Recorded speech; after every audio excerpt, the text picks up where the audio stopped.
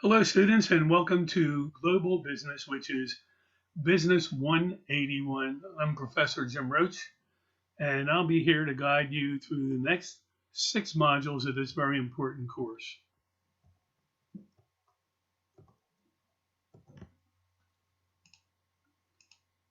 So let's begin by examining our learning objectives. First, we are here to increase the awareness of the magnitude and the impact of global business. And global implies around the world and the influence it has on so many different countries. Secondly, to develop an understanding of the importance of global business practices and the challenges that they represent. Third, to become familiar with the many drivers which help define the behavioral characteristics of trade in any given country, and very importantly, their culture. And lastly, to learn from case studies effective intercultural communication practices. So there you have it. Those are the 4 objectives that we're going to be pursuing in this course.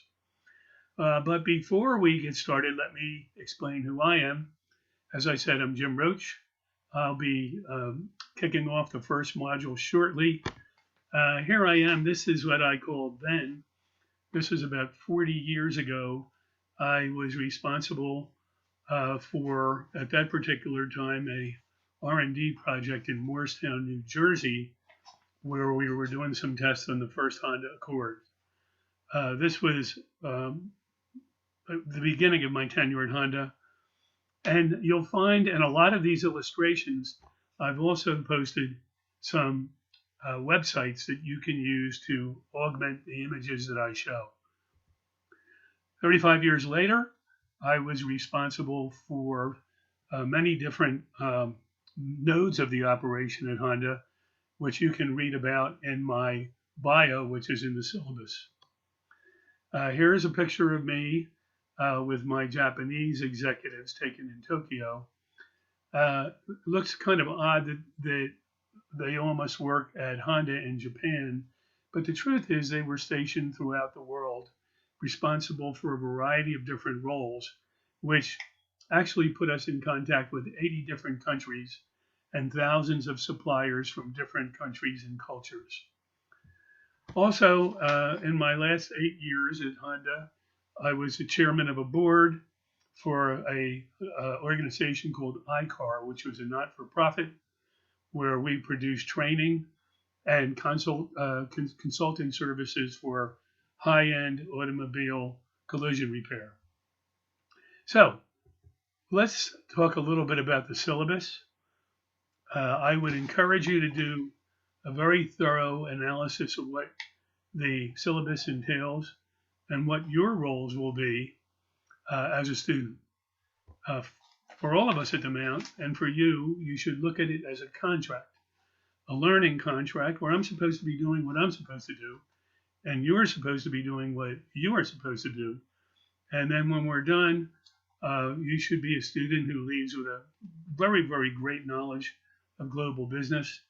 And that is if I have done my job thoroughly. So in this course, there's lots of different ways that we're going to pursue these learning objectives. Let me go back for a second and explain these. First of all, there's going to be some reading assignments from your textbook. There's going to be some essays that you'll be required to write reflection papers on. There'll be some discussions where you'll have with other students. There'll be some quizzes. And then there'll also be some lectures from me, such as the one you're going to experience right now. Now, all of these do not touch on the same subjects simultaneously.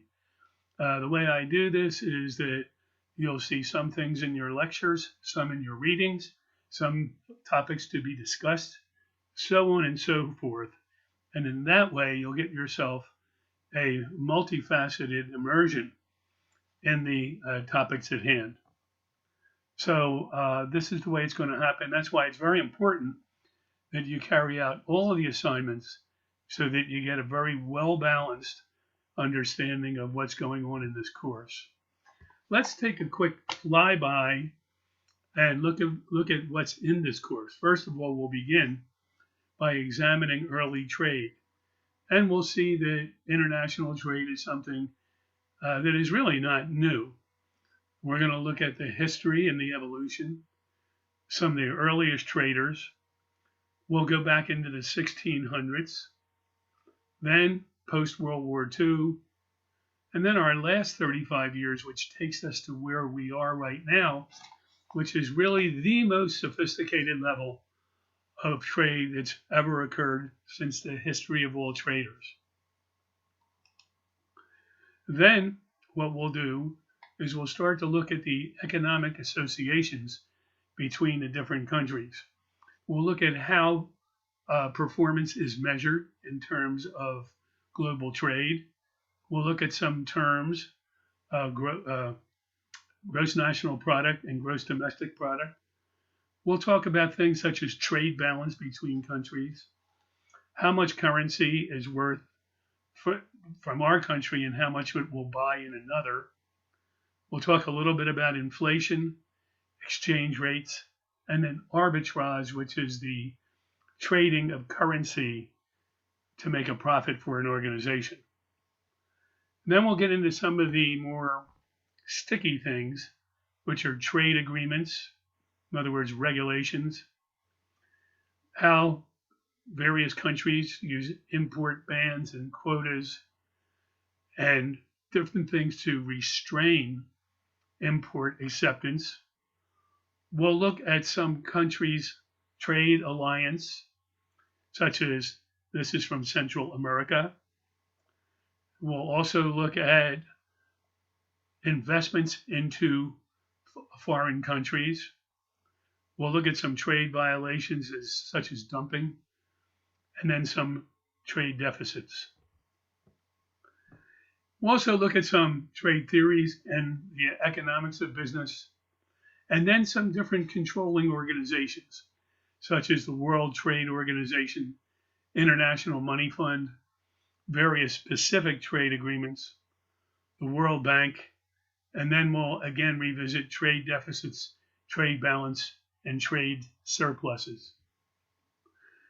Also, we'll look at economies, market economies, mixed economies, command economies, state-directed economies, and currency exchanges.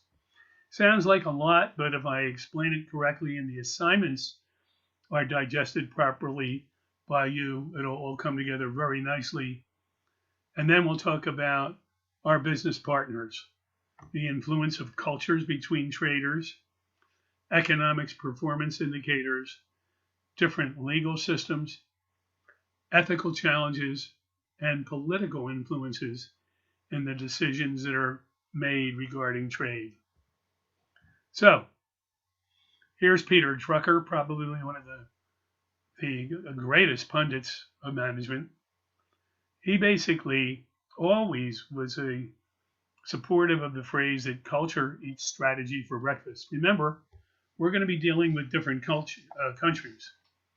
Therefore, it's important we understand their culture, how they think, their mannerisms, so on and so forth. And when we look at this, we're talking about values and norms, how the individual relates to the groups in their country, how they communicate, how we communicate, body language and culture, the rules of business, ethical considerations, religion, and then how companies like McDonald's and Starbucks have now infused their culture into a variety of different countries where they've set up business ventures. And then lastly, we're talking about the governments, the influence of past history, economics performance, legal systems, ethics in global business, and political influences. So lots of things, but I will merge these gracefully into our discussion, and we'll finally finish it up with how we market products in different countries, the products themselves, the prices, how they're promoted, where they're sold, and the value propositions that they offer. So let's move on now with how would you define globalization? So, but first we need to back up. At one time in America, there was a belief that we should have no relationship with other countries. They call this isolationism, which was a policy of national isolation by abstention or abstaining from alliances and other international political and economic relations, which brought into use protectionism, using tariffs to shelter domestic industry from foreign imports. In other words, the idea around World War II was to stand alone, to not engage with other countries, but to go it alone, very much like President Trump had been advocating. And if we look at global and globalization and free trade history, there was such a thing at various times called mercantilism, which makes a case for government involvement in promoting exports and limiting imports. In other words, we'll sell you what we want you to buy, but don't try and sell any of that stuff to us. Now, as we go through some of these numbers, you're going to see that has really changed considerably. So let's do a couple of definitions. What is globalization, the general term? That refers to the changes in the world where we are moving away from self-contained countries and towards a more integrated world where there's dependencies between countries. The globalization of business is a change in a business from a company associated with one single country to one that operates in multiple countries. Excuse me. So, but before we do that, let's stop and take a look at some ancient. So let's talk about a little bit of background.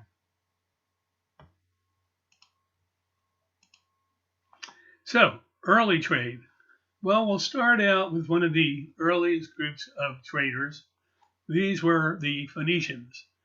Now, under each of these illustrations, you'll see that I have posted some URL addresses that you can use to augment my lecture by finding more information, very brief, on YouTube. So, as we look at the early Phoenicians, they were very prominent. Who were they and what did they do? So the Phoenicians traded purple cloth, glass trinkets, perfume, ointments, and fish. They were the first to trade glass items on a large scale. Around the 6th century BC, the core glass method, as it was called, from Mesopotamia and Egypt, was revived under the influence of the Greek ceramic makers. And these were located in Phoenicia, which is in the Eastern Mediterranean, and then was widely traded by all of these Phoenician merchants. You know, they primarily resided in Crete. Now, during the Hellenistic period, high quality pieces were created using a variety of techniques, including the cast glass and mosaic glass methods. They made use of well-chosen sites with natural harbors to build their cities and their colonies and make it easy for them to trade their goods. These geographical locations enable the Phoenicians to build up a large merchant trade where they could provide an exchange of not only goods, but also information and ideas between cultures. And one of the big things that they traded I found very interesting is the trading of cloths that were purple in color, which was a sign of royalty and power. Their trade routes, well, you can look at some of these. They were quite comprehensive, and there was a tremendous amount of trading going on at that time. And then when we take a look at Venice, And again, there is a YouTube clip for your reading pleasure. This was situated in the north end of the Adriatic Sea. And it was really once one of the richest and most powerful centers of Europe for hundreds of years. It was a hub for trading, very well protected by their lagoons. And again, Venice was a major contributor in trading way back in the 13th and the 15th centuries. As things began to get a little bit more sophisticated, we had the proliferation of other trade groups throughout the world. One is the Dutch East India Company. It was founded in the Dutch Republic, back then the Netherlands, in 1602 to protect that state's trade in the Indian Ocean and to assist in the Dutch War of Independence from Spain. This company prospered. So did the East India Company, which is basically one that emanated from or originated in London. All of them carrying out massive trade routes. Most people, when they look at container ships coming into the various ports, think, oh my God, look at this worldwide trade. Let's not kid ourselves. Back then, there was a tremendous proliferation of trade routes throughout the world that were undertaken by the Dutch, the British, and of course the early traders, the Phoenicians, with the involvement of the Venetians. Benjamin Franklin believed that no nation was ever ruined by trade. He thought it kind of bound them together in their business relationships. And he advocated free trade.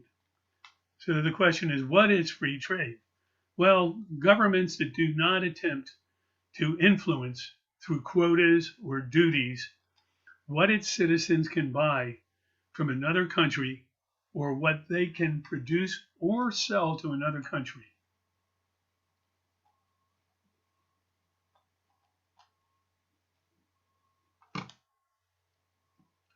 So, Adam Smith, who wrote the book, The Wealth of Nations, was a big proponent of trade. One of his quotes was, "No society can surely be flourishing and happy, of which the far greater part of the members are poor and miserable." He believed that trade and business could increase the wealth of the occupants.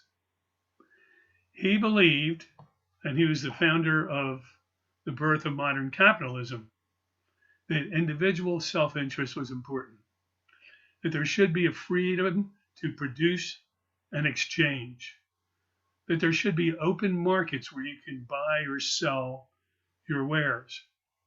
He believed that domestic and foreign competition was healthy, creating the availability of goods and lowering prices through competition, which really characterizes the free market or the invisible hand, where competition will define prices and availability. Interesting, Jack Welch, who was one of the most successful executives of all time, his last assignment for many decades was at General Electric. He basically said that the future cannot be like me. He said, "I've spent my entire career in the United States. Now, the next head of General Electric will be someone who has spent their time in Bombay, Hong Kong, Buenos Aires, etc., having an understanding of the challenges and obvious benefits of global trade." And Peter Drucker, and again, you'll see me refer to him frequently, basically was quoted as saying, "Every single social and global issue of our day is a business opportunity in disguise." Now, here's a different spin on it. James Forrestal, who was the U.S. Secretary of Defense, was quoted as saying, "The only way in which a durable peace can be created is by worldwide restoration of economic activity and international trade. In other words, companies that were more prone to engage with one another, understand each other better, have mutual interests, would be better off and less prone to trying to take over what the other guy has and engage in wars.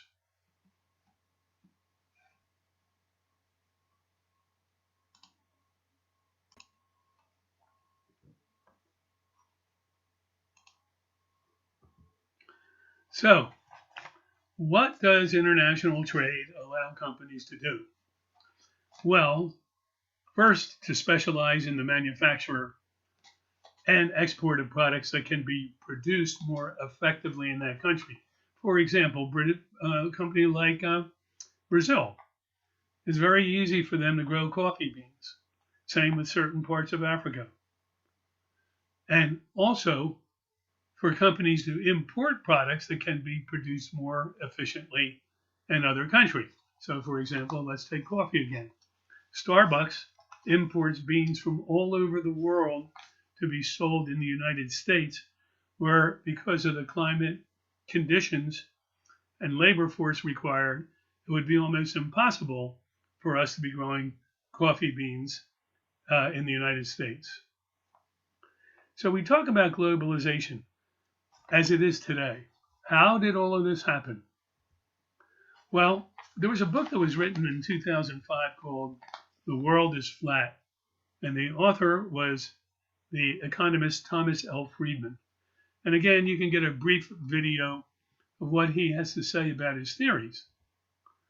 But he said there were 10 major factors that happened back then that opened up trade. He said one of the biggest was the ending of the Cold War of capitalism and the demise of communism.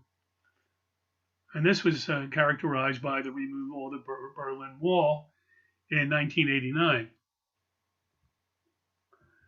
Second, this basically enabled democratic, consensual, free market-oriented governance and new opportunities. For example, the east part of Germany was no longer cut off from the west. And then other companies began to trade together freely through the different parts of Europe. And then again, this became even more prolific with the advent of the European Union. If you want to go way back in 1866, the transatlantic cable was the beginning pretty much of it all in modern times, where it took 10 days to properly communicate to New York and London, and then it basically was reduced to almost no time. Also, when Netscape basically was introduced, we were able to use hypertext transfer protocol to communicate with other addresses.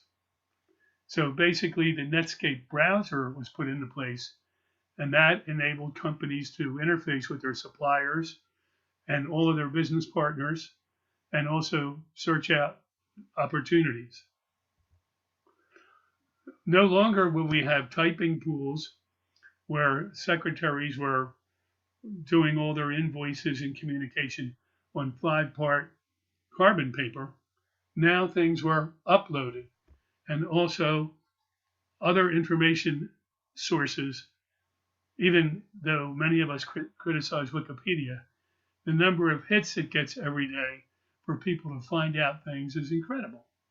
3 billion page visits a day to try and find out things that otherwise were unavailable and that you probably would have to go to the stacks of a library to find out about.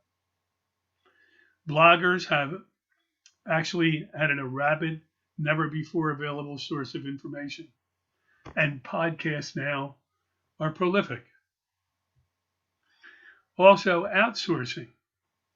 And now companies realize that they could take advantage of the resources of other countries, where there might be cheap labor, there might be looser regulations, And it might be easier to do business at a very, very low cost without the hassle of regulations holding companies back from maintaining incredible profits that were never before available. And now there's even a phenomenon called insourcing, where companies from other parts of the world move into distribution hubs to provide their services on a daily basis or monthly basis. And in fact, if you look at some surveys, this basically was of CEOs. What are the expected benefits from outsourcing over the next 2 years? You can see the various categories. 48% of the respondents believed they could reduce costs. 70% said to access specialized talent. Think about India. These are pretty much that country, the IT experts of the world. That's why they're being used by almost everybody, including IBM. When I was at Honda, for that matter, we outsourced, or actually insourced, our IT department to an Indian IT division who basically moved into our building and completely occupied the entire 5th floor. That was our IT department. In fact, if you look at outsourced jobs, in 2015, 2,382,000 were outsourced. These were from the United States to other countries. Those jobs outsourced to China since 2001 were at 3,200,000. And the percentage of CFOs, or Chief Financial Officers, survey said that their firm was currently offshoring and outsourcing 38%. So you can see this is a fantastic force in the business world. And again, offshoring is the substitution of a service from any foreign source. And basically cost reduction is the goal, or getting the most for your buck in terms of labor. Look at Nike. Nike operates in Vietnam and other countries, Thailand, all over the world. But it costs about 11 cents last time I looked to prepare a set of sneakers. And what are they sold for? You probably know better than me. But the truth of the matter is, even though it almost constitutes slave labor, in many of these countries, even though the small amount of pay that the population receives that are working in these different factories is low, it improves their lifestyle. So now, I mean, if you look into an international company, you'll see things like this, clocks everywhere, where we're monitoring what time it is in the business world throughout the world. And I'm not even going to try to explain this right now, but global logistics is a fabulously complicated and important part of the supply chain. And you can look at all these different things. I went to Georgia Tech for 2 years and graduated from their certificate program in logistics. And believe me, it's very, very complicated and getting more complicated by the moment. But fortunately, electronic data interchange and the internet, so on and so forth, has enabled all these different nodes to operate in a very efficient manner. And again, I just mentioned that EDI transactions, the different mix of transportation methods for optimum efficiency. In fact, I'll show you a couple of pictures. But before I do that, let me talk about another in-source we had at American Honda. I was in charge of the parts division, one of my jobs. And one of the companies that was a subsidiary of American Honda, we moved into our warehouses to do a lot of work in our distribution hub. That was a Japanese company. It was pure vertical integration. But over in Chino, California, we had this hub that we bought from Montgomery Ward. And then we had our employees there, but pretty much Comio ran this operation. And we kind of made a slogan, we can do that. They were up for anything, and they did a fantastic job for us. So let's just go through the proper definition of insourcing. The opposite of outsourcing is called insourcing, which entails bringing processes handled by third-party firms in-house and is sometimes accomplished through vertical integration, which is just what I mentioned. Comio was really a Honda subsidiary. So that's it for module number 1. I hope I succeeded in giving you a little bit of a background of how it all started, why companies do it, how big it's gotten, and then we're going to talk more about how to measure the performance, etc. in module number 2. I'm glad to have you on board with me, and I hope you found this first module to be enlightening about just how important global business is. Also, at this time, please make sure that you engage in all of the different requirements you have in each module. And again, I mentioned this in an introductory video. It's very important that you keep a calendar so you stay on top of what's required of you and produce some very first-class work. This is a good course and you can get a lot out of it. Okay, so thank you very much. I'll see you in module number 2.